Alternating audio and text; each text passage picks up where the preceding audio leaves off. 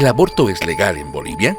Con esta pregunta iniciamos nuestro camino para poder encontrar respuestas a varias consultas de la población boliviana, donde encontramos discursos entre quienes apoyan y quienes van en contra de este tema delicado, pero de mucha atención: el aborto. La familia de la menor rechaza el aborto.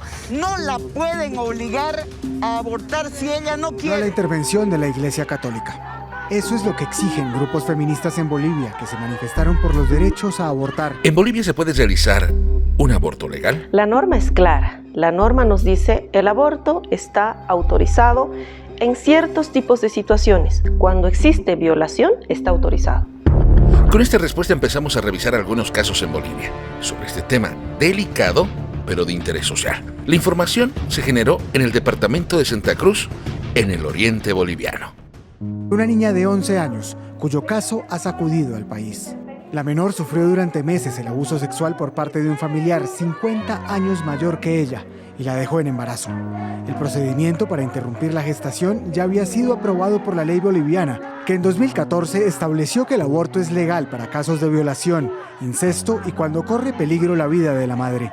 Pero grupos religiosos y autodenominados pro-vida se pusieron en contacto con la madre de la menor y la persuadieron de no seguir adelante con lo planeado. Esta noticia atrajo posturas en las que exigían respetar la vida de un ser humano. Bolivia rechaza la muerte, Bolivia rechaza el asesinato. Si hoy, estimado, de corazón le digo, se permite legalmente que maten a un niño indefenso en el vientre de su mamá, mañana no va a pesar nada que usted me mate a mí o lo mate a usted legalmente. El gobierno boliviano fue claro: hacer respetar a la víctima, quien sufrió una violación. Se respeta las creencias religiosas, pero no es posible que se involucren de esa manera a decidir sobre la niña, que en este caso, como en muchos otros, no ha decidido tener relaciones sexuales consentidas. Para el especialista Andrea García, existe una doble moral cuando se trata de una violación a una mujer y se intenta ocultar el daño realizado a la víctima. Yo noto una doble moral de muchas organizaciones, incluso religiosas. Dicen, la madre de 9 años va a aprender a ser madre con el tiempo.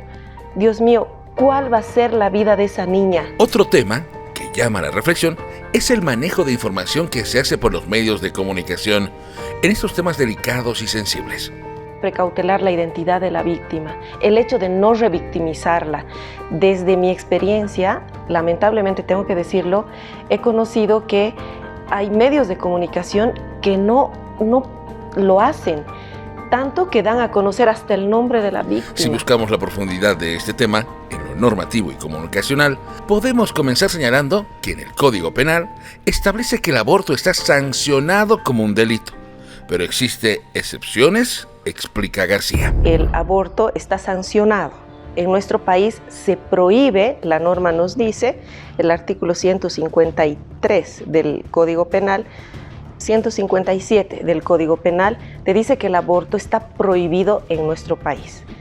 ¿Qué nos dice? Que el que cometiere este delito, o sea, la mujer que decide, tiene de 3 a 10 años de reclusión en alguna cárcel de nuestro país. Pero la misma norma, en el mismo artículo, nos dice que existen excepciones.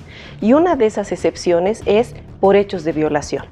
Cuando una niña, cuando un adolescente o una mujer ha sido agredida sexualmente y producto de esa agresión sexual han concebido un niño o una niña, se puede solicitar a través de un mecanismo legal la autorización para el aborto. Así que la misma ley sanciona, pero también es permisiva cuando existe este delito de violación. Nuestra entrevistada reflexionó que dentro de la normativa existen transgresiones y lamenta que en casos de solicitud de abortos, respetando la normativa, las mismas son dilatadas y hasta no manejadas con responsabilidad. Cuando la niña, la adolescente, en especial las adolescentes que ya tienen algo de conciencia, dicen quiero realizar un aborto, bueno, pues la norma tiene que activar a las instituciones. Las instituciones como la Defensoría de la Niñez y Adolescencia, el juzgado tiene que emitir las resoluciones de manera inmediata. Lamentablemente, por muchos factores, estos procedimientos se alargan. Ejemplo, un juez dice, este informe de Defensoría de la Niñez y Adolescencia no es suficiente. ¿Qué sucede? Se tiene que volver a realizar la valoración psicológica, pero no puede ser de manera inmediata por las recargas laborales, por ejemplo. Y eso hace que los plazos se vayan dilatando.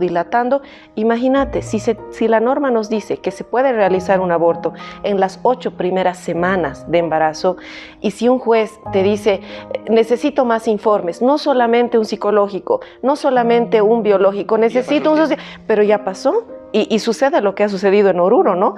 Sacan la resolución autorizando cuando el niño ya tiene 1 año. ¿Pero qué pasa con los medios de comunicación? Lamenta la presión que se comete a través de los medios de comunicación, que no deja tener un correcto manejo de justicia. A través de los medios de comunicación sienten que tienen el poder de inmiscuirse en este tipo de problemáticas y de generar polémica y de generar acción. Logran hasta presionar a las instituciones, a las instancias judiciales en este caso, para que no tomen la decisión que dice la norma, sino una decisión más... ¿Presión social? Exacto, a nivel de presión social, para responder no al caso, para responder no a la víctima, no a la niña, para responder ante la sociedad, ante los grupos sociales, obviamente a través de los medios de comunicación. Creo que tienen una alta responsabilidad en estos temas sociales, más aún cuando involucra a niñas, adolescentes, mujeres que han sufrido algún tipo de agresión sexual. ¿Cuál debería ser el rol entonces del medio de comunicación en esto? Pienso que tienen que primar los principios. El principio ético creo que es fundamental en estos tiempos.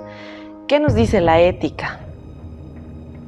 En la profesión de la comunicación social, velar por la víctima. Y son principios hasta de comunicación internacional, ¿no? Por ejemplo, el hecho de precautelar la identidad de la víctima, el hecho de no revictimizarla. Desde mi experiencia, lamentablemente tengo que decirlo, he conocido que hay medios de comunicación que no lo hacen, tanto que dan a conocer hasta el nombre de la víctima. Imagínense la niña, la adolescente agredida sexualmente, en etapa de gestación de un embarazo que no ha pedido, y los medios de comunicación difunden su nombre. No solamente Imagínate, para ella, sino para su entorno. Para su entorno, para ella misma. Es una situación difícil. ¿Eso es una transgresión, crees tú? Completamente. ¿A la norma? Completamente, sí. Mira, nos dice la norma, la ley 348, que se tiene que precautelar la identidad de la víctima, por ejemplo.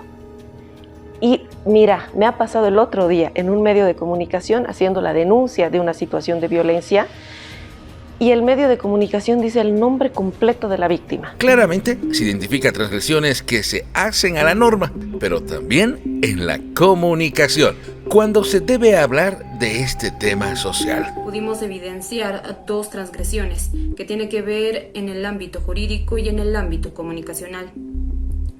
Una primera transgresión es cuando dentro de la justicia no se respetan los tiempos, los lapsos o el cronograma de investigación de una denuncia presentada sobre un caso de abuso sexual a una mujer, niña, adolescente o joven adulta, que solicita el aborto, ya que la norma establece que la interrupción de la gestación tiene que ser dentro de las 8 semanas. Pero cuando la justicia demora los lapsos de tiempo, sin dar ninguna respuesta, y es ahí donde se comete una transgresión a la norma jurídica y a un derecho constitucional, que está establecido en el Código Penal, el artículo 266, que establece que el aborto está permitido cuando el embarazo es producto de una violación, rapto, estupro o incesto. La otra transgresión que pudimos evidenciar es en el ámbito comunicacional. Es cuando los medios de comunicación, al sacar a la luz pública un caso privado, provoca la exposición de la víctima, porque, por ejemplo, lo que ha pasado con la niña que ha sido abusada por parte de su abuelastro en Santa Cruz. ¿Qué es lo que hicieron los medios de comunicación? Los medios de comunicación, en vez de centrarse en el delito de violación, la solicitud de investigación y sanción del agresor de acuerdo a la norma, expusieron la situación de la víctima, la sometieron a un acto de revictimización y presiones que ponen en riesgo su integridad física y psicológica. En este sentido, al parecer los medios de comunicación desconocen la norma que protege a los menores de estos casos. La recomendación que se hace por nuestros entrevistados es poder subsanar el sistema judicial en el territorio nacional, siendo que la Administración de Justicia y Protección a Grupos Vulnerables se encuentran muy delicados. El sistema judicial en nuestro país necesita una reestructuración y necesita ganarse la confianza de la gente. ¿A través de qué? Cumplir con lo que la ley le manda. Estamos en terapia intensiva a nivel de administración de la justicia y a nivel también de protección. Las instancias de protección a los grupos vulnerables en nuestro país no funcionan, lamentablemente.